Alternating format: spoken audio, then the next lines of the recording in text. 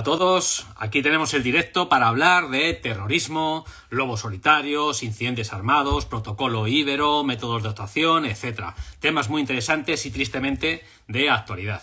Así que tenemos a una gran experta, una gran profesora, como es Beatriz Gutiérrez. Muy buenas a Catani, Pilar, ¿qué tal a todos? Es directora del Máster de Terrorismo, Seguridad y Defensa en la Universidad Europea. Una gran especialista a la que tengo el gusto de conocer personalmente y además haber estado en conferencias suyas, y nos va a aclarar ciertos temas, ya os digo, de terrorismo, contraterrorismo, fundamentalismo, etc. Métodos, perfiles de agresores y demás, y por qué se llaman lobos solitarios, que es un incidente AMOC. Cosas muy importantes y fundamentales de conocer. Así que, sin más, vamos a invitarla. Vamos a mandar la invitación. Aquí está. Aquí estamos. A ver si responde. Muy buenas a todos. ¿Se podrá ver en directo, en diferido? Sí, luego lo dejaré grabado en el canal del Búnker de Instagram y también en YouTube. Así que luego lo podéis ver.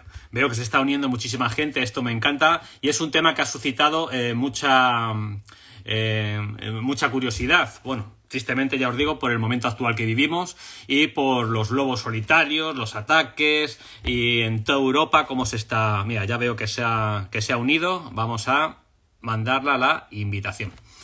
Y tristemente se están viviendo, sobre todo en Europa, estamos en España, entonces vamos a preguntar nuestra situación actual también en España, el nivel de antiterrorista que tenemos, etcétera, etcétera.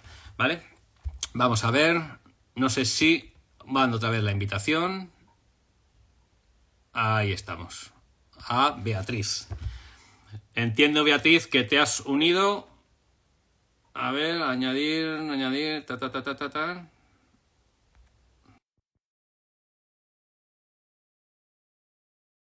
Qué tensión. Bueno, es también época y un directo para hacer preguntas, ¿vale? Hacer bastantes preguntas. Aquí tenemos a Beatriz. Tienes que dar la vuelta a la cámara, Beatriz. Ahí estamos. Ahora. ¿Qué tal estamos? Bea. Muy bien, buenas noches. Vale, Beatriz, Bea, te puedo llamar. ¿Cómo te gusta Beatriz, no? O Bea. Bea. Vale. Beatriz me llama mi madre solamente. Y para regañar. Vale. Como mira, José.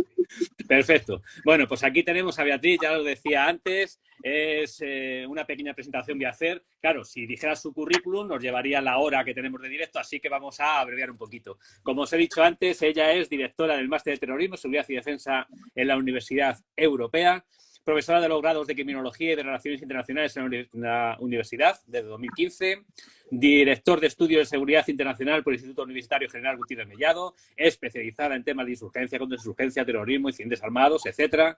Ha realizado varias instancias de investigación en Israel. De 2016, consultora de seguridad en Decision, una empresa en gestión de incidentes armados y seguridad privada. Miembro del Grupo de Investigación de la Subsecretaría de Sanidad Táctica, SEMES, para la elaboración del protocolo Ibero de asistencia en incidentes con múltiples víctimas intencionadas. Casi nada. Bienvenida al Búnker, Bea. Me he pasado la vida estudiando. Madre mía. Pues mira, esa es la primera pregunta que quiero hacerte. ¿Cuál es tu trayectoria, ¿no? Porque este currículum súper abreviado es impresionante, pero ¿cuál ha sido tu trayectoria? ¿Cómo empezaste? ¿Cómo ha sido tu pequeña o tu gran trayectoria hasta llegar a este momento en el que estás?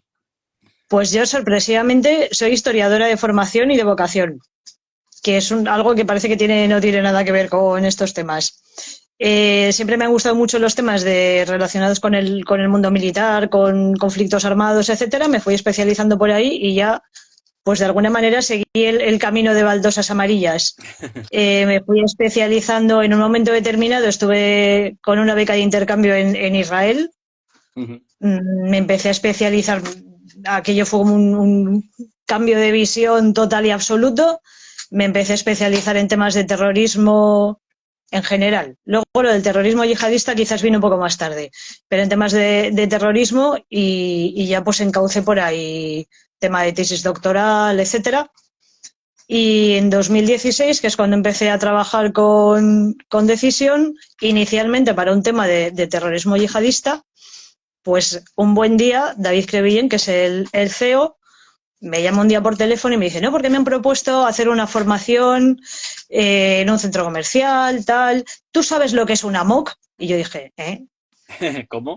¿Eh? ¿A qué? Y como no tenía ni idea de lo que era, evidentemente, te estoy hablando del año 2016. Como no tenía ni idea de lo que era, pues hice lo que mejor se me da en el mundo, que es investigar para enterarme de en qué consistía eso. Y a partir de ahí ya fue pues un mundo nuevo relacionado con los incidentes armados, con los tiradores activos, todo el background que traía de antes de análisis sobre temas de terrorismo, pues me sirvió muchísimo porque de alguna manera te permite categorizar qué es un fenómeno, qué es el otro fenómeno, cuáles son las diferencias entre uno y otro. Pues, por ejemplo, supongo que tendremos tiempo de hablar de qué es una MOOC y qué no es una MOOC, pero va a tener unas características que no tienen nada que ver a lo mejor con un terrorista. O tiene características que son comunes, pero tiene elementos diferenciadores que son muy importantes. Y bueno, pues a partir de ahí ha sido un poco la línea de trabajo que he seguido, tanto a nivel académico como a nivel no académico, como a nivel más profesional, práctico. Claro, yo le he pedido a Bea que hablemos un lenguaje coloquial para que cualquier persona no profesional, claro, imaginaos, ella da conferencias y demás a gente muy especializada. Entonces aquí, pues un lenguaje coloquial para que todo lo entendamos. Le voy a preguntar por cosas que nos, no de macropolítica ni macromundo, sino cosas que nos va a afectar al día a día. Vas a la calle y estás oyendo tirador activo, lobo solitario, lo de Amos que nos decía. Entonces, cositas de esas más interesantes. Antes de nada, me dices que vienes de la carrera de historia, ¿no? Me decías. Entonces, preguntarte, las ciencias sociales como la criminología, ciencias políticas, relaciones internacionales, historia, sociología, tal, ¿qué puede aportar a la gestión de incidentes armados? Todo eso, ¿qué es lo que aporta? ¿Qué puede aportar? Vamos. Pues básicamente lo que nos puede aportar es un conocimiento de cómo funciona la sociedad, cómo funciona el individuo, cuáles son los procesos históricos, por qué se llega de un punto A a un punto B. Por ejemplo, no podemos entender el terrorismo yihadista sin entender de dónde viene la ideología, de dónde viene la motivación. No podemos entender de dónde vienen los procesos si no entendemos cosas tan fundamentales como puede ser la revolución industrial. ¿Qué dirás? ¿Y la revolución industrial qué pinta en todo esto? Pues que los medios de comunicación cambian, el tráfico de ideas o el flujo de ideas se empieza a mover a nivel global, que hay la revolución industrial, por ejemplo, afecta muchísimo a algo que para vosotros es tan básico como los tipos de armas. Claro. No es lo mismo un revólver del siglo XIX a una AK-47 al último modelo de HK. Cambia la letalidad, cambia la potencia. Entonces, las ciencias sociales un poco lo que nos permiten es establecer un marco de análisis que, aunque parezca que todo se va a quedar en la teoría, pero luego realmente nos va a servir para explicar un montón de cosas que suceden sobre el terreno. Y la seguridad, el ámbito de los estudios de seguridad, precisamente trata de eso, de trasladar ese marco teórico al escenario real. Claro. Tan falto que está esto en la práctica, yo creo. Bueno, incidentes armados. ¿Qué es un incidente armado? ¿Es lo mismo que un incidente activo? ¿Es lo mismo una cosa que otra? No necesariamente. Un incidente activo siempre va a tener algún tipo de arma implicada, pero no necesariamente todos los incidentes armados son incidentes activos. Incidentes activos van a ser aquellos que permiten a las víctimas y a los primeros intervinientes llevar a cabo algún tipo de respuesta de cara a reducir el número de bajas. Mientras que va a haber otros incidentes armados, pues por ejemplo, el pistolero clásico que hemos visto a lo largo de nuestro último siglo con ETA del tiro en la nuca. Ese tipo de ataques prácticamente no ofrecen tiempo como para proporcionar una resistencia, como para proporcionar una respuesta, o por ejemplo, un incidente armado con explosivos.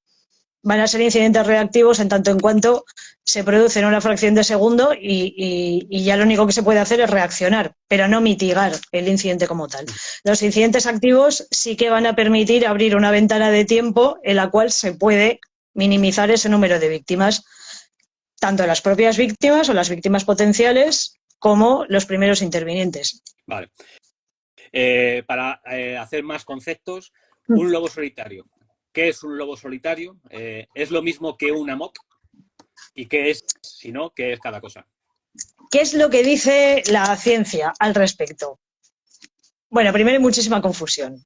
Ya lo de los lobos solitarios parece que en el mundo académico no nos gusta tanto, que ahora nos gusta más llamarlos actores armados individuales. A mí el término de lobo solitario particularmente me gusta porque desde mi punto de vista tampoco es que ensalce a nadie. Tú no ensalzas a nadie por llamarle lobo solitario, pero esto es una opinión mía muy personal. Pero sí que es cierto que hay una cierta confusión terminológica. Cuando hablamos de un AMOC nos estamos refiriendo al perfil de un enajenado.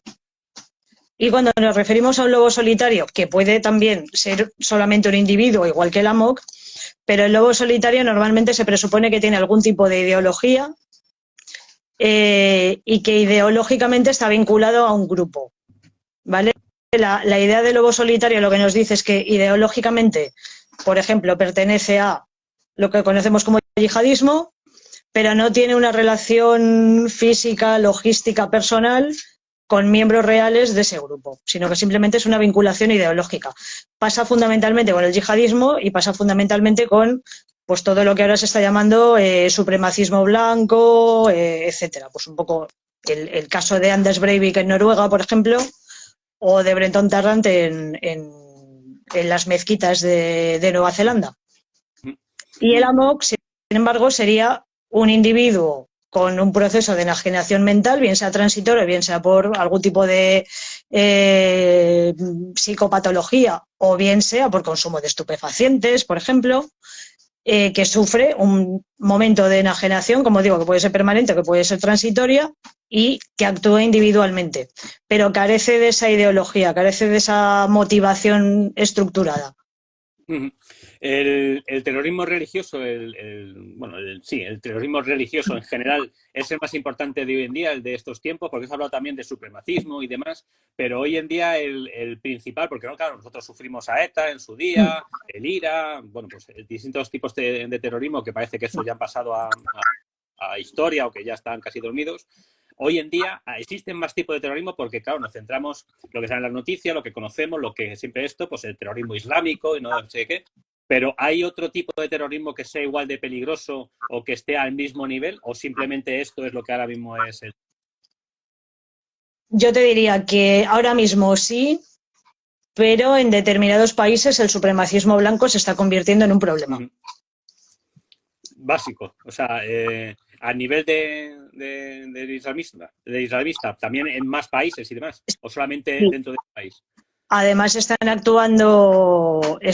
empleando cada vez más Internet, ya no solamente, por ejemplo, como hacía el Estado Islámico, que utilizaba Telegram, que utilizaba Twitter, sino que también están utilizando un montón pues todas estas plataformas de comunicación que se pueden, de canales abiertos, basados en Python, a través de Tor.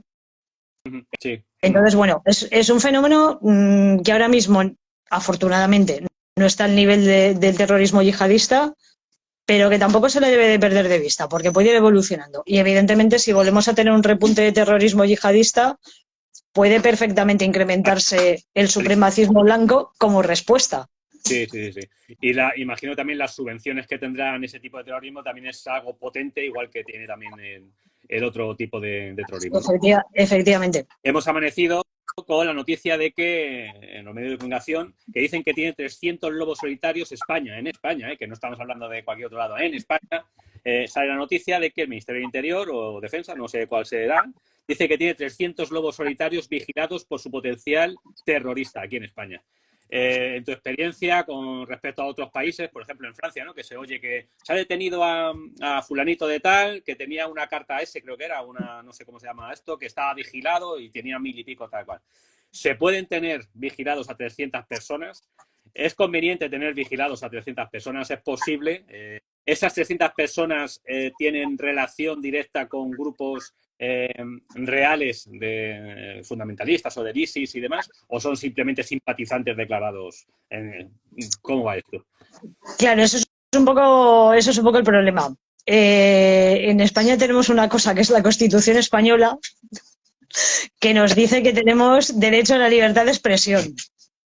Y eso que para el ciudadano, el buen ciudadano cumplidor de la ley es maravilloso, pero para los que son un poco dudosillos en cuanto a si son buenos ciudadanos o no, pues es extremadamente peligroso, porque se pueden amparar en la libertad de expresión para decir lo que les dé la gana. Entonces, mientras solamente digan y solamente piensen, la ley dice que se les tiene que respetar. Seas nacido en España o seas nacido en Nuakchot y te hayas venido a vivir a España por el motivo que sea. Entonces, si se les está vigilando es por algo, pero hasta que no pasen de lo que es la radicalización cognitiva que se llama, es decir, el discurso radical, a la radicalización conductual, que ya es hacer algo que efectivamente es un delito, pues es un problema. Entonces, ¿hasta qué punto podemos estar vigilando a 300 personas? No ya porque estemos vigilando a 300 personas, que podemos vigilar a 300 o a 6.000 en el estado de las nuevas tecnologías en el que vivimos. El problema es hasta qué punto puedes vigilar a 300 personas con la suficiente precisión como para evitar que el día que den el paso a llevar a cabo un ataque armado haya una pareja de la policía ahí para detenerlos. Ya entiendo. Ese es el riesgo. Sí. Luego ya salen las noticias de que esa persona estaba vigilada y tal y cual, pero efectivamente tiene una complicación. Lo sabéis muchísimo mejor que yo. No estáis en todas partes, no sois omnipresentes. ¿Qué más quisiéramos los ciudadanos que fueseis omnipresentes y tener siempre ahí al lado un policía para que nos salve el trasero, con perdón de la expresión? Pero desgraciadamente eso no es así. ¿Es un riesgo que haya 300 personas potencialmente peligrosas solamente vigiladas? Pues es un riesgo. ¿La ley dice que se puede hacer algo? Pues hasta que no incurran en un delito por pensar y por expresarte, en España no se puede hacer más. Perfecto. Otra cosa, nivel 4 de antiterrorista. Yo personalmente creo que un nivel tan alto de antiterrorismo mantenido durante tantos años deja de ser un nivel alto de atención. Es como una alerta que está bien para un cierto tiempo. Claro, en cuanto esa alerta se mantiene en tantos años, pues deja de ser alerta porque se convierte en rutina, ¿no? Porque leemos también, esta mañana, leemos que el ISIS vuelve a poner a España en su primera lista de objetivos tras los ataques de Hamas. Yo creo que nunca ha dejado de estar, ¿no? Nunca hemos dejado de estar. Claro, este nivel 4 antiterrorista en España en comparación con otros países que también tienen niveles. En Francia creo que ya están en el máximo, en Bélgica no sé dónde lo han puesto también, en el nivel 5 y demás y tal. Estamos en un nivel aceptable comparado con la peligrosidad que corremos. Es recomendable, como te decía, estar tanto tiempo en un nivel 4 comparado también con otros países, porque imagino que eso también va por comparación, ¿no? Pertenecemos a Europa y esto cada uno me da que cada un país va a su bola, no hay una unificación. Yo estoy totalmente de acuerdo contigo que el nivel 4 de alguna manera ha perdido un poco de efectividad. Es decir, cuando se elevó el nivel de alerta contraterrorista 2015-2016, creo que fue, tuvo un impacto en la sociedad, en el sentido de cuidado, que hay una amenaza, abrid los ojos, conciencia situacional, el vídeo que publicaste el otro día en Instagram, por ejemplo. Es decir, sí que se tomaron medidas y sí que de alguna manera había una mayor conciencia social. Ahora mismo, por ejemplo... Incluso efectivamente, yo me acuerdo cuando entró esto, hacíamos puestos fijos en los metros, en las estaciones, mirábamos mochilas, tal y cual, y era algo como que la sociedad agradecía en su momento. Pero seguimos en el mismo estadio de nivel y ahora estamos personalmente en un nivel patrullero normal, un nivel tal, aparentemente, ¿no? La percepción de amenaza en la sociedad, que yo creo que es fundamental, porque a fin de cuentas, si alguien se deja olvidada una mochila en el metro, si la población está concienciada, llaman al vigilante de seguridad, os llaman a vosotros, a quien corresponda. Si la sociedad no está concienciada, la mochila a lo mejor se queda ahí y ocurre una catástrofe, o no ocurre nada. Pero el hecho es que al estar tanto tiempo en un nivel de alerta tan elevado cuando realmente no estaba sucediendo nada, ese factor de conciencia social se ha perdido totalmente. Sí, y quita legitimidad a lo mejor para, en un momento dado de peligrosidad máxima, decir, vamos a ahora instaurar, o sea, el nivel 4 superior que decía, no, elevado, no sé qué, a poner otra vez medidas, la gente a lo mejor da lugar a que no entienda ya. Si estamos en el Si estamos en el 4, ¿qué es lo que queréis hacer? Porque claro, el nivel 5 ya es Sí. la catástrofe. Sí. Pero hasta que se produzca la catástrofe que todos esperamos que no se produzca, nos quedamos en el 4, porque al 5 no podemos subir, porque necesitamos una catástrofe. Entonces, de alguna forma se ha perdido ese factor. Hablando otra vez ya de más conceptos, ¿qué es un IMVI? IMVI. Incidente con múltiples víctimas intencionado. Eso es. Los IMVI son pues prácticamente todo lo que consideramos incidentes activos. Antes se ha hablado de que un incidente activo es aquel en el cual se dan opciones a mitigar el saldo final de víctimas. Al hablar de incidente con múltiples víctimas intencionado, estamos hablando de dos elementos.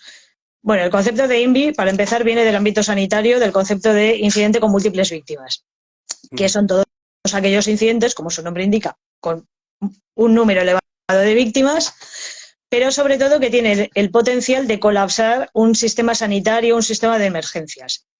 Con lo cual, un incidente con múltiples víctimas no va a ser igual en Guadalajara, por ejemplo, que hay un hospital para toda la provincia, que puede ser en Madrid, que hay varios hospitales, no solamente en la capital, sino también en otros de los municipios de los alrededores, etcétera.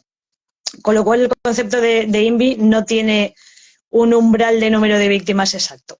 Cuando añadimos lo de víctimas intencionado, ya estaríamos hablando, en la mayoría de los casos, de incidentes o bien activos o bien también, por ejemplo, con explosivos. Es muy frecuente, por ejemplo, en incidentes de terrorismo suicida, que es con explosivo, pero tiene un componente activo. ¿Qué es lo que significa? Que los incidentes con múltiples víctimas intencionados, el atacante deliberadamente está buscando provocar el mayor número posible de víctimas.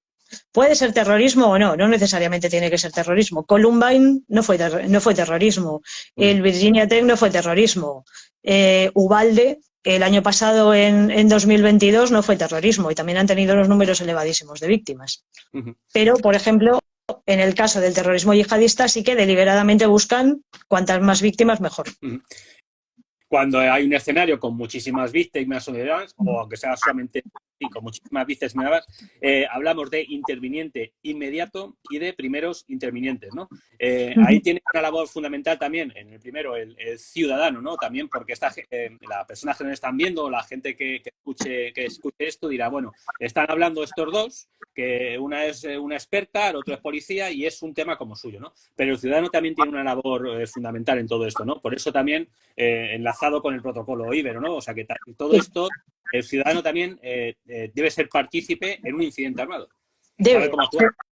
Debe ser partícipe y debe saber cómo actuar, que es el gran caballo de batalla.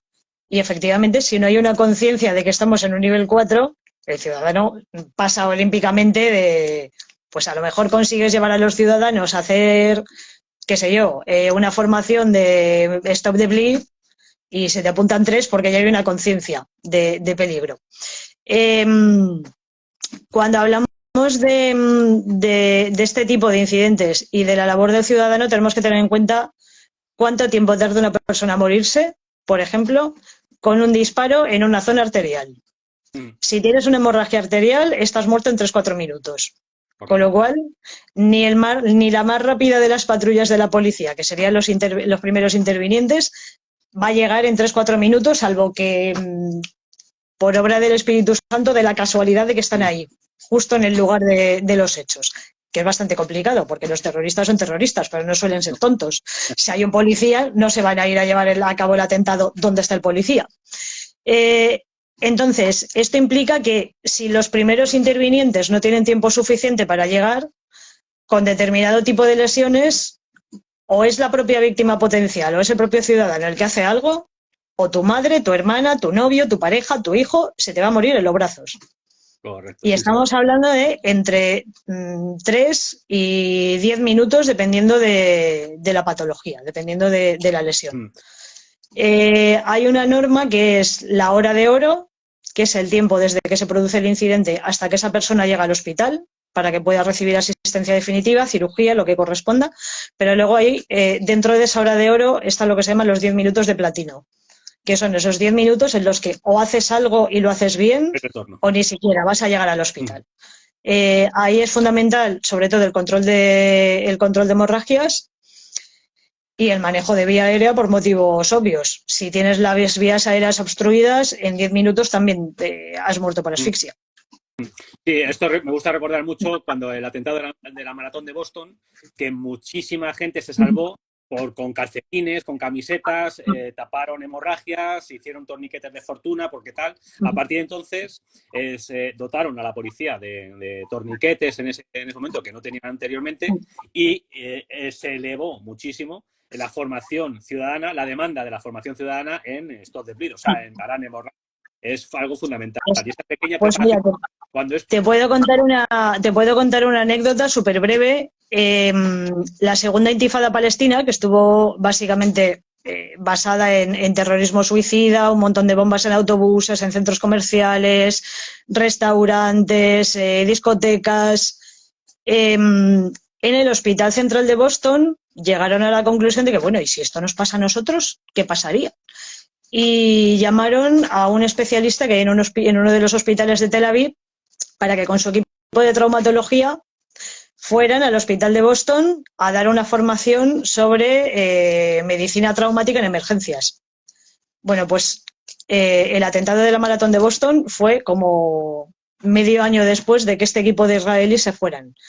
Y lo que cuentan después en los After Action Reports, en pues bueno, todas las evaluaciones de cómo se había procedido, etcétera, pues básicamente lo que decían es que el equipo médico minimizó el número de víctimas precisamente por la formación que habían tenido, la formación de los sanitarios que estaban atendiendo en la maratón, etcétera, porque tenían una conciencia de esto es un atentado, tenemos que proceder así, así, así, así.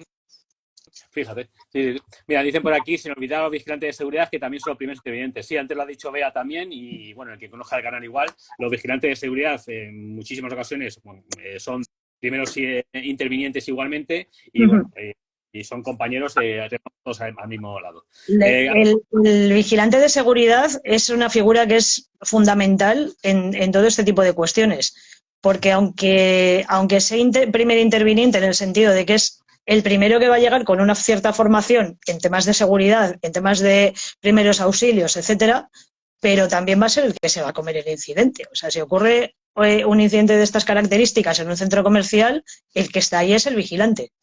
Para lo bueno y para lo malo, para coordinar la evacuación, para intentar contener la amenaza, para empezar a asistir a víctimas, para cuando llegue la caballería decirles tenéis que entrar por aquí, por aquí, por aquí, porque el malo le he visto que está en aquella zona.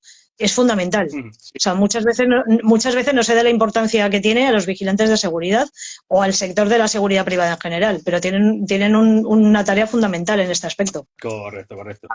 Antes has comentado que se me ha quedado en el tintero antes de seguir para adelante con la triada de la violencia.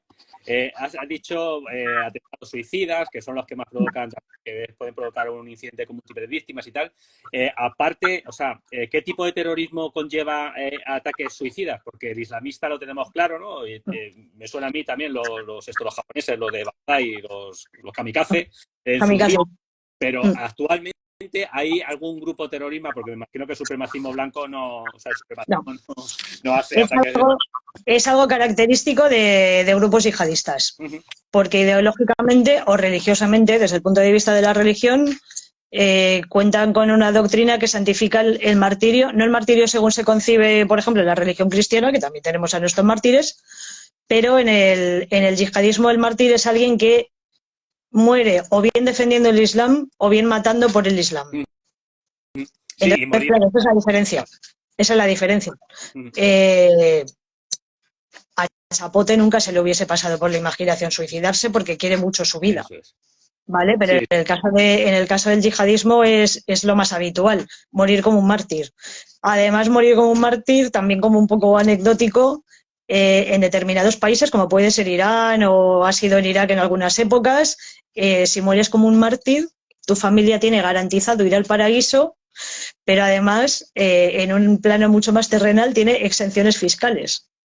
Con lo cual, tener que tu hijo muera como un mártir es lo mejor que te puede pasar en la vida, porque el Estado te paga una subvención, determinados impuestos no tienes que pagarlo y además garantizas tu salvación eterna. Con lo cual, es un factor de movilización importante. ¿Y eso mismo que estás contando en Europa se puede dar? Me explico. Sí. Que haya eso es, como el otro día, bueno, que hagan ataques terroristas que tengan porque tengan la certeza de que a su familia le van a apoyar económicamente o le van a tal y cual, y por eso hagan el ataque. A eso se está dando también igualmente, ¿no? A ver, en Europa lógicamente no funciona tan así, pero en la época del Estado Islámico sí que se contemplaba a las familias de los mártires darles apoyo económico. Claro. No, bueno, sí, es fomentar. Lógicamente en Europa pues se tiene que llevar a cabo por canales clandestinos. No tengo constancia si lo han conseguido hacer o no, pero sí que se contemplaba. Ya. Hablemos de la tríada de la violencia, que cuando tú lo comentabas en tu texto me parece muy interesante para comentar que la gente sepa qué es la tríada de la violencia, ¿no? Esto que tiene un nombre tan chulo. Suena muy bonito. Luego es mucho más sencillo de lo que parece. Cuando hablamos de cualquier tipo de incidente armado, siempre tenemos tres elementos. Uno es la formación del atacante. No es lo mismo Beatriz Gutiérrez, profesora, que te puede atacar con un bolígrafo, con un portátil, porque no tiene ni idea de nada más, que un señor retornado de la guerra de Siria que tenga una motivación yihadista y que además haya estado combatiendo durante 5 años en un conflicto armado. Evidentemente, la preparación cuenta mucho. En segundo lugar, la motivación. ¿Qué es lo que el atacante quiere llevar a cabo? ¿Qué es lo que quiere hacer? Una persona que está enajenada, pues a lo mejor lo único que realmente ni tan siquiera quiere matar a nadie. Simplemente está agrediendo sin ton ni son, fruto de la rabia o fruto de la enajenación. Te puede pegar con un pisapapeles, te puede pegar con un cuchillo o, en el caso, por ejemplo, de Sandy Hook, te puede disparar una ráfaga de MP5. Yeah. Pero la motivación real a lo mejor no va a ser tanto provocar deliberadamente el mayor número posible de víctimas. Sin embargo, vamos a tener otro tipo de motivaciones que sí que va a ser provocar el mayor número posible de víctimas. Ejemplo, Columbine o ejemplo, el terrorismo yihadista. Cuantos más, mejor. Por motivos diferentes, pero cuantos más, mejor. Y el tercer elemento es el acceso a armas. Un enajenado que no tenga acceso a un MP5, igual lo único que puede hacer es coger el pisapapeles y abrirte la cabeza. Y se queda ahí el incidente.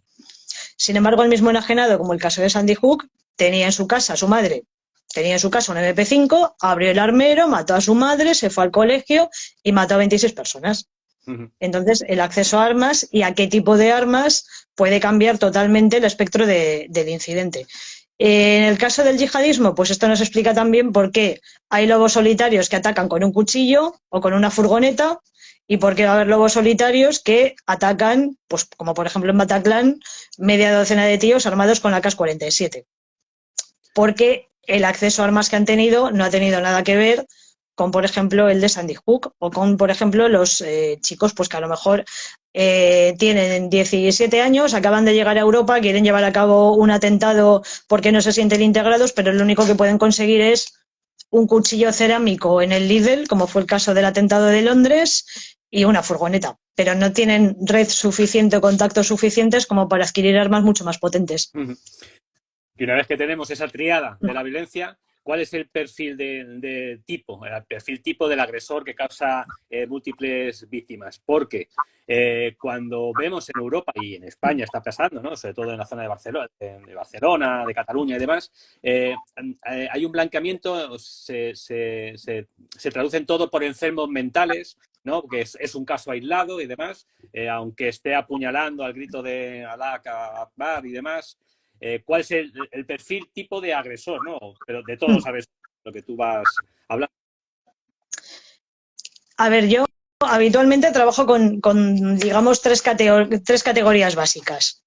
Una son los enajenados, porque siguen existiendo enajenados en el mundo. De hecho, pues muchísimos sábados por la noche estoy convencida que os encontráis unos cuantos de servicio por distintos motivos, pero los enajenados siguen existiendo. Se puede dar la tesitura de que un enajenado que sea de religión musulmana diga Allahu Akbar, porque si es musulmán, pues lo más normal es que diga Allahu Akbar, no que diga Ave María Purísima. Y que no tenga una connotación religiosa. Efectivamente. Pero normalmente si atacan diciendo Allahu Akbar, ya el perfil de enajenado, pues habría que mirarlo. si realmente es una enajenación o no es una enajenación. El segundo perfil son los pseudocomandos, que aquí en España ya hemos tenido algún caso y en Europa ya hemos tenido algún caso. En Finlandia ha habido varios, en Alemania ha habido varios y en España tuvimos uno el año pasado en el campus de Leioa, que pasó así como afortunadamente no hubo víctimas, pasó así un poco desapercibido, pero pues fue por ahora, por la Virgen del Pilar de 2021. Un chaval le compró una escopeta en Mil Anuncios a un policía, se fue a entrenar a campo de tiro y por la tarde se fue a disparar a sus profesores porque el curso anterior no le habían puesto buenas notas. Entonces, pues no pasó nada porque no pasó nada. Estos son perfiles que podemos decir que están radicalizados, pero a título individual. No necesariamente tienen una motivación ideológica, sino que es más perfiles de psicópatas, narcisistas, en algunos casos depresivos. Sería el caso, por ejemplo, de Columbine, sería el caso de este chico, sería el caso de Ubalde, por ejemplo. ¿Vale? Entonces, pues bueno, no tienen la motivación política, tienen una motivación de defenderse contra un agravio, contra lo que perciben un agravio, contra lo que perciben como una agresión, de alguna manera filtran la realidad de una forma diferente, es decir, algo que para ti es perfectamente normal, ellos se lo pueden tomar como una humillación, pero no tienen ese cariz político ideológico. Y luego ya en el último escalón tendríamos lo que es propiamente terrorismo, que ahí ya sí que hay una motivación ideológica, son ataques perfectamente racionalizados y que detrás tienen un ciclo de planeamiento, que puede ser más elaborado o menos elaborado. El que coge el cuchillo y sale a la calle a matar al que se encuentre, pues va a ser un ciclo de planeamiento mucho más limitado. Bataclan, por ejemplo, implica un planeamiento de muchísimos meses. Sí, por no decir 11S. Pues... Eso es. Pero va a cambiar el marco ideológico y el marco psicológico en el que se produce. En el primer caso, en el caso de los enajenados, ¿qué serían los AMOC? No son ataques racionales, normalmente duran muy poco tiempo y al no ser ataques planeados son mucho más sencillos de neutralizar, siempre y cuando no haya armas de fuego, porque lógicamente si hay armas de fuego ya la película cambia. En el caso de los pseudocomando puede ser exactamente igual con ataque terrorista, con el mismo nivel de preparación, con el mismo número de víctimas, etcétera. Lo que va a cambiar es que el pseudocomando no va a tener esa ideología, pero por lo demás el modus operandi puede ser perfectamente igual. Y en el caso del terrorismo, primero, son individuos psicológicamente perfectamente sanos, no les pasa nada, son malos simplemente y te quieren matar porque tienen una racionalización de quién es el enemigo suya propia, pero a nivel psicológico no les pasa nada. O sea, y no puedes decir está enajenado, no, o sea, no lo hace perfectamente sabiendo lo que está haciendo. Con lo cual, durante el incidente a lo mejor no lo vas a detectar, pero sí que lo vas a detectar, pues por ejemplo, cuando se le haga un examen psicológico, ¿vale? A posteriori. Y por supuesto, a lo mejor a un pseudocomando le puedes convencer de que le ponga su actitud. A un terrorista yihadista no solamente no le vas a convencer, sino que además lo más probable es que intente matar también al policía o al sanitario. Sí, eso bueno. Cuidado. Eso, lo de matar al policía sanitario, ¿no? Es un tipo de... Y a eso vamos, a los tipos de ataque. ¿Qué tipos de ataque hay? Porque muchos los conocemos, ¿no? Y cuando dice ataque terrorista, pues te imaginas al del Kalashnikov o últimamente ya del cuchillo, ¿no? ¿Qué tal? Pero hay otros tipos de ataque terrorista, ¿no? Como el low tech y todo esto que estuve viendo.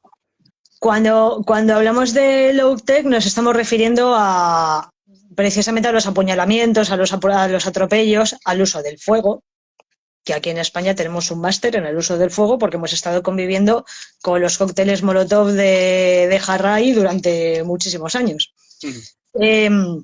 Fundamentalmente ese tipo de ataques van a tener una letalidad menor en los apuñalamientos y en el uso del fuego.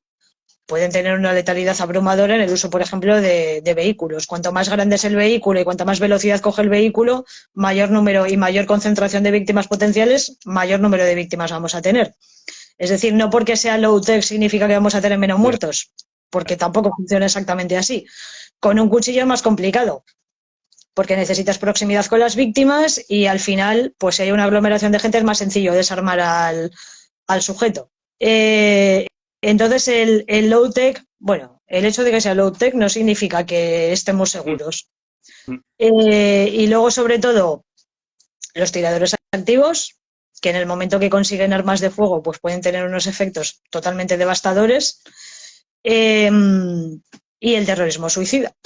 El terrorismo suicida, que es una combinación de artefactos explosivos, pero a mí me gusta mucho llamarlo como bombas inteligentes, porque el suicida lo que va a hacer es seleccionar el lugar más adecuado y el momento más adecuado para inmolarse.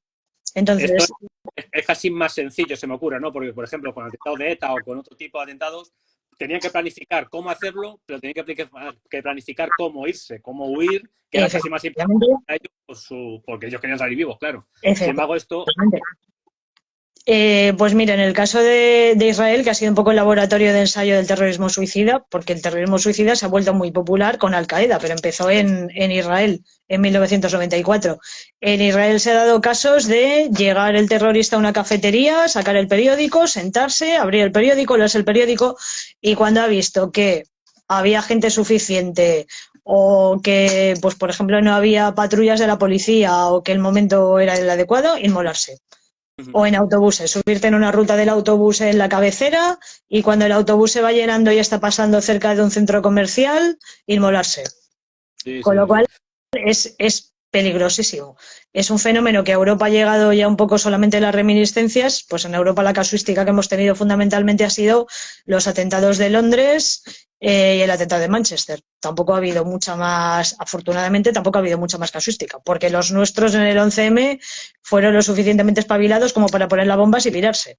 Sí. Pero son atentados con una letalidad muy alta precisamente por la capacidad que le da al atacante de decidir en qué momento es el más propicio. Otra cosa que también se lleva mucho, que aquí en España creo que no ha pasado todavía, corrígeme si me equivoco, es el SWAT Hunters. Para que nos expliques qué es y si ha pasado aquí en España, al menos. Pues los SWAT Hunters lo intentaron hacer en Bataclan, no les salió, pero la idea de los SWAT Hunters es esperar a que lleguen las fuerzas de seguridad y cuando lleguen las fuerzas de seguridad recibirles o bien con más tiradores activos que estaban camuflados o bien con suicidas, es decir, pues tú a lo mejor tienes un tirador activo, te acercas para neutralizar la amenaza y en ese momento en vez de dispararte se inmola. Y a ti te pilla dentro de la onda expansiva. O bien utilizar bombas camufladas, pues papeleras, puertas, ventanas. En el caso, por ejemplo, de Dubrovka, del Teatro Dubrovka y de la Escuela de Beslan, que fueron yihadistas chechenos, además de atrincherarse y retener un montón de rehenes, claro, los rehenes eran un poco la zanahoria para los equipos de respuesta. Pero el palo era que habían llenado de artefactos explosivos puertas, ventanas. En el caso de Beslan, que ya habían aprendido de Dubrovka, incluso los conductos del aire acondicionado, por si acaso entraban por ahí o intentaban soltar un gas o lo que fuera. Con lo cual, claro, si los primeros intervinientes llegan y lo primero que se encuentran son artefactos explosivos, la racionalidad de este tipo de ataques lo que dice es, primero, nos estamos cargando a las unidades de élite, entre comillas, es decir, esto no necesariamente va por los SWAT, va por el primero que llegue, que también es un policía y es el que garantiza la seguridad de los ciudadanos. Con lo cual, en términos propagandísticos, si yo mato a 50 personas y me llevo por delante a 3 o 4 policías, el impacto psicológico es todavía mayor, porque yo el mensaje que le estoy mandando a la población es ni tan siquiera con vuestra policía estáis seguros. Pero además es que si la policía y los sanitarios entran a rescatar víctimas y yo me cargo a los rescatadores, sin rescatadores no hay rescate. Con lo cual, esos 10 minutos de platino que teníamos al principio... Se van. Vale, nos va volando el tiempo, Bea. Madre mía, -4, por favor. Moraleja, llevad cuidado. Pero es que no hemos llegado ni al protocolo Ibero ni nada. Vamos a hablar del protocolo Ibero. ¿Qué es el protocolo Ibero? ¿Qué es directamente? ¿Qué es el protocolo Ibero? Pues el protocolo Ibero es un proyecto muy bonito que toma forma en 2018 y que sigue siendo un documento vivo. Entonces, sobre todo en Estados Unidos surgen una serie de doctrinas de respuesta a este tipo de incidentes. Y el protocolo Ibero lo que nace dentro de la Subsecretaría de Sanidad Táctica de SEMES y es un proyecto para adaptar todas las buenas prácticas que se han ido elaborando, como digo, fundamentalmente en Estados Unidos, integrarlas de una forma no vinculante, pero para que tenga validez y se pueda adaptar al caso español. Es decir, que tú como policía municipal puedas utilizarlo, que alguien que está en el Cuerpo Nacional de Policía lo pueda utilizar, que alguien que esté en Guardia Civil lo pueda utilizar, pero que, por ejemplo, los sanitarios o Protección Civil también lo puedan utilizar. Entonces, tomando como base las directrices TEC, Tactical Emergency Casualty Care, que a su vez traduce las directrices que se utilizaban en sanidad de combate, en escenarios de combate, Afganistán, Irak, Vietnam fundamentalmente, y los consensos Hartford, que surgen después del tiroteo de Sandy Hook y que precisamente lo que hacen es darle un peso también a los intervinientes inmediatos. Se integran en el caso español y se define el protocolo Ibero como 5 fases que están relacionadas, que van a ser la fase de información, tanto información previa, es decir, pues todo lo que hemos estado comentando, pues que un enajenado no va a ser lo mismo que un pseudocomando no necesariamente va a actuar igual que, por ejemplo, un yihadista, que de un yihadista te tienes que esperar que reciba la policía con una bomba, pero de un enajenado no, porque es un ataque que no es planeado. Todo eso ya se puede ir integrando y a la hora de proporcionar una respuesta, decir, bueno, pues me están diciendo por radio que es alguien que presenta signos de agitación. Pues ya, por ejemplo, el hecho de que tenga una bomba metida en la papelera, hay bastantes probabilidades de que no vaya a pasar. Si me dicen que hay un comando con armas largas, pues ya el mindset va a ser totalmente diferente. O sea, la parte de información se refiere a eso, no solamente a la información que te llega durante el incidente o cuando estás respondiendo al incidente, sino también la información previa con la que ya tienes que te permite dar una respuesta más ajustada. Bloqueo de la amenaza, que se orienta fundamentalmente a contener la amenaza para que deje de producir víctimas. La E, que es escalonamiento de los medios de respuesta, de los medios de emergencia, dónde va a actuar la policía, dónde van a actuar los equipos de intervención, hasta qué punto la policía tiene que actuar como equipo de contacto o equipo de rescate, dónde se va a hacer cada cosa, hasta dónde entran los sanitarios y dónde los sanitarios trabajan desde zona segura, cuál va a ser la zonificación, etcétera. Finalmente, respuesta y rescate, que pues precisamente se basa en cómo se neutraliza la amenaza, quién neutraliza la amenaza y cómo se inicia el rescate de víctimas, la noria de víctimas, dónde se coloca el nido de heridos, cómo se trabaja con el nido de heridos, quién proporciona seguridad al nido de heridos, etcétera. Y finalmente el orden de evacuación, es decir, cuando ya se ha controlado el incidente, cómo se va a realizar la extracción y la evacuación a instalaciones hospitalarias. Y ahí, pues, por ejemplo, se incluye el triaje binario, el triaje, pues por ejemplo, el SAL, el que corresponda, cómo se hace luego el triaje ya en zona hospitalaria, etcétera. Con lo cual, no es tanto un protocolo vinculante, sino que es un protocolo de lecciones aprendidas y de buenas prácticas que en un momento determinado se puede customizar independientemente de la institución a la que pertenezcas. Eso es idealizar todo y es un gran paso a lo que había, ¿no? Queda mucho camino por andar. Y todo esto que nos has dicho, los 5 puntos, conforman, aparte de la palabra Ibero, ¿no? Por el acrónimo Ibero. 2 conceptos, que es el threat y el MARCH, que mucha gente habla, porque has hablado del TCCC, ¿no?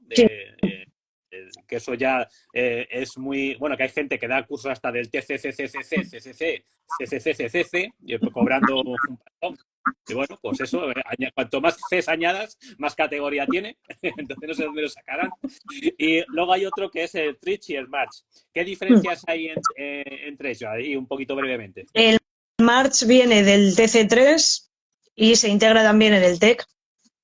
Y fundamentalmente es de aplicación para primeros intervinientes, sin que yo sea óbice para que el interviniente inmediato no tenga también su papelito, sobre todo en control de hemorragias.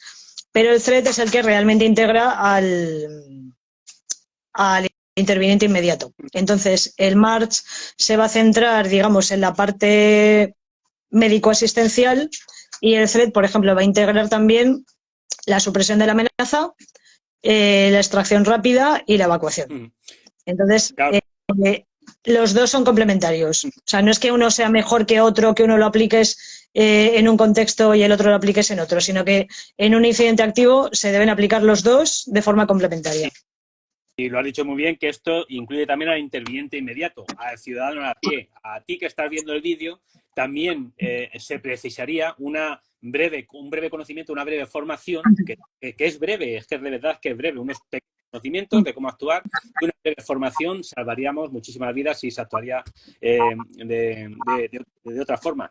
Una cosa que me gustaría también reseñar es cómo era el modelo tradicional anterior y cómo ha evolucionado, ¿no? Porque antes creo que era aislar y contener, ¿no? Y eso fue y cambió, ¿no? A raíz de lo de Columbine, creo que era. Sí, fundamentalmente en Columbine lo que pasó es que el modelo decía: aislamos la amenaza, contenemos la amenaza, establecemos un perímetro, esto se queda ahí y esperemos a que vengan los SWAT. Estados Unidos, los SWAT. ¿Qué pasa? Que mientras estás esperando a los SWAT pueden estar cerca, lejos, estar en otra intervención. Entonces, si tenemos 10 minutos de tiempo para que la gente no se nos muera y tenemos que estar esperando al SWAT, pues hay gente que no llega. Con lo cual, el modelo a partir de Columbine empieza a cambiar y se empiezan a valorar la necesidad de los tiempos de respuesta, de mejorar los tiempos de respuesta.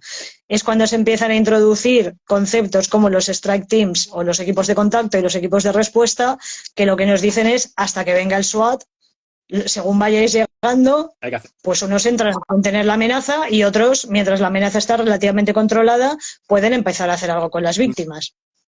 Sí. Mira, Manus80 hace una pregunta buena. ¿Dónde se puede encontrar ese protocolo? La página de SEMES te lo puedes descargar de forma gratuita. Y si no, nos mandas un mensaje bien a José o bien a mí y te lo mandamos encantados de la vida. Sin problema, efectivamente. Los simulacros, también creo que también tiene una parte de cómo hacer simulacros y cómo incluir a todo el mundo. La coordinación entre cuerpos policiales, que hoy en día no es efectiva, pero en el protocolo Ibero viene que es fundamental, ¿no? Eso es la coordinación y demás, ¿no? Por ponerte un ejemplo, fíjate, hace un par de años estuve en un simulacro de múltiples víctimas con multidisciplinar, ¿no? Con Policía Nacional, Guardia Civil, Policía Municipal, tal y cual. Bueno, por la labor de Policía Municipal nos pusieron a unos 700 metros a cortar el tráfico mientras se actuaba, se hacía tal. Estuvimos todo el simulacro así, ¿no? Entonces, bueno, no está todavía bien aprendido eso. Pero debería incluir también al ciudadano, que hacemos también mucho hincapié, y preguntarte porque bueno, yo tengo la impresión de que los simulacros que se hacen ahora son muy espectaculares, mucho equipo táctico, mucho tal, pero se olvida de lo fundamental, ¿no? Que antes de todo eso hay más, ¿no? Entonces, muy espectacular, pero poco real, a lo mejor. Los simulacros deberían estar orientados, que es lo que falla en España, estrepitosamente además. Los simulacros tienen que estar orientados a fallar. Fallar cuando los muertos son de mentira. Porque si fallas cuando los muertos son de verdad, ya no tiene remedio. Entonces, en muchas ocasiones se tiende a hacer el teatrillo de, bueno, pues vamos a echar la tarde, hacernos unas cuantas fotos, colgarlas en la cuenta oficial correspondiente y, claro, pues entonces la función primordial de los simulacros no llega. Porque la idea es identificar cuáles son los fallos, identificar cuáles son las vulnerabilidades y poder corregirlas cuando los muertos son de mentira. Otra cosa que tampoco se hace como se debería hacer son los after action reports, los informes posteriores donde se explica cuáles eran los objetivos. Primero se tiene que tener claro cuáles son los objetivos del simulacro. Eso es. Cuáles son los objetivos y si con el simulacro, con el ejercicio que se ha llevado a cabo, se han cumplido esos objetivos o no. Y si no se han cumplido, ¿por qué no se han cumplido para poder corregirlo? A mi juicio, creo que no se hace de la manera que se debería hacer, ni con el cuidado que se debería hacer, ni con los objetivos que se deberían hacer. Efectivamente es muy vistoso, pero eso entra más dentro de la exhibición que dentro de propiamente lo que es entrenar para que si se produce un incidente de estas características, pues primero el número de víctimas sea el menor posible, pero luego también los primeros intervinientes no se estén jugando la vida. Porque hay conexión del protocolo Ibero que hicisteis, estudiasteis, ¿hay conexión de ese protocolo Ibero con otros tipos de protocolo europeos o mundiales? ¿Se han enlazado eso de alguna forma? Pues a día de hoy, salvo la utilización de las directrices TEC y del Threat y el March, que es un poco el marco de actuación común, en Europa, por ejemplo, se está trabajando todavía poco. A golpe de es golpes. un poco un protocolo pionero, porque en Europa todavía no se le está dando pues bueno, la importancia que tiene. ¿Y en España se le da la importancia que tiene? Tampoco. No. El mejor ejemplo son los simulacros. Es verdad que cada vez está calando más, pero además está calando no solamente por el tema del terrorismo, de los incidentes con múltiples víctimas, sino porque las fuerzas y cuerpos de seguridad, me da igual la jurisdicción, es decir, del Estado, autonómicas, municipales, me da lo mismo.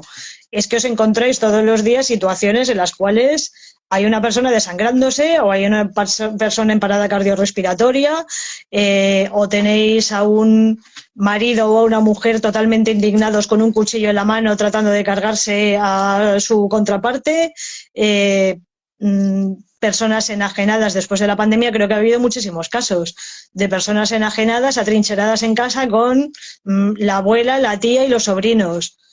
Es decir, son situaciones que no necesitamos que entre Bin Laden por la puerta matando gente con una AK-47, es que son situaciones que nos estamos encontrando día sí día también. Con lo cual, tener conocimiento, por supuesto, de lo que es Ibero, de la periodización, de la zonificación, etcétera, es fundamental, pero es que el control de hemorragias, el manejo de vía aérea, los tiempos de evacuación son fundamentales en prácticamente cualquier intervención en la que haya heridos. Has dicho antes que Ibero es un proyecto vivo, activo, que todavía necesita evolucionar. Que a tu criterio, ¿qué más tiene que evolucionar o qué tiene que perfeccionar o qué campo tiene que tocar para para irse formando más y irse nutriendo? Pues primero se tiene que seguir actualizando en términos de qué es lo que funciona y qué es lo que no funciona, tanto en España como en otros países. Pero luego también, pues por ejemplo, Ibero deja fuera temas como el NRBQ, deja fuera temas como asistencia en plataformas marítimas, que a lo mejor ya son cosas mucho más especializadas, pero también son necesarias. Ibero Internacional. Y si te pasa algo a un grupo de turistas españoles que están en Tierra Santa y les empiezan a llover los cohetes, ¿qué hacemos con ellos? ¿Qué proyecto? Eso es un proyectazo. Sí. Y no quería dejar de preguntarte, te lo comenté el otro día, lo de la jungla de cristal. Tipos de ataque, me entró la esta viendo el otro día la película, ¿no? ¿Ha existido en la historia recientemente, algún tipo de ataque en global, pero a nivel, ¿cómo diría? Bueno, a nivel global sí, porque esto que te digo, primero pues bloquean las comunicaciones. Luego, ¿estás ahí, Bea? ¿O no estoy yo? A ver, que se me ha ido la Bea. Ahí, qué rabia me da. A ver si estás ahí y recobramos la comunicación. Bueno, antes de nada, quería dar las gracias a todos los que habéis estado. Pilar Ramos, que te he visto ahí que estabas comentando, muchísimas gracias por estar. Y Bea, yo creo que se me ha ido, claro, iba a hacer la pregunta de la jungla de cristal, que habíamos estado hablando y riéndonos un poquito, y por eso yo creo que se ha quedado paralizada, o a lo mejor el que me he quedado paralizado soy yo y estoy hablando solo. Bueno, da igual. Se ha caído, sí. A ver si me podéis comentar alguno. ¿Se ha caído ella o me he caído yo? A mí me estáis viendo todavía en directo, ¿es posible? A ver si me podéis poner alguno en comentario. Si yo estoy... Se ha caído la señal, pero de ella, ¿no? Se ha ido, Bea, efectivamente. Muy buena, Ricardo. Enhorabuena, pues genial. Muchas gracias a todos. Bueno, pues ya veis que la conexión de Beatriz se ha ido. Una gran experta en el tema. Lo he disfrutado como muchísimo. Gracias, Ricardo. Yo estoy, vale, genial. Yo lo he disfrutado muchísimo y Bea, espero que también. Ahora la llamaré para darle las gracias. Y nada, muchísimas gracias a vosotros. Este vídeo va a quedar grabado tanto en Instagram como en YouTube para que podáis disfrutarlo, verlo y sobre todo aprender todos, ya sea profesional de la seguridad o ya seas un ciudadano, ¿vale? Porque del protocolo Ibero y de todo lo que nos ha enseñado Bea podemos aprender y mucho. La actualidad lo está enseñando y nos está enseñando una cierta realidad que es necesario aprender. Así que dice por aquí que nos han bloqueado las comunicaciones. me parto. Vale, pues muchísimas gracias a todos, muchísimas gracias por los mensajes de apoyo y ya os digo, muchas gracias a todos y como siempre digo para despedirme, soy José.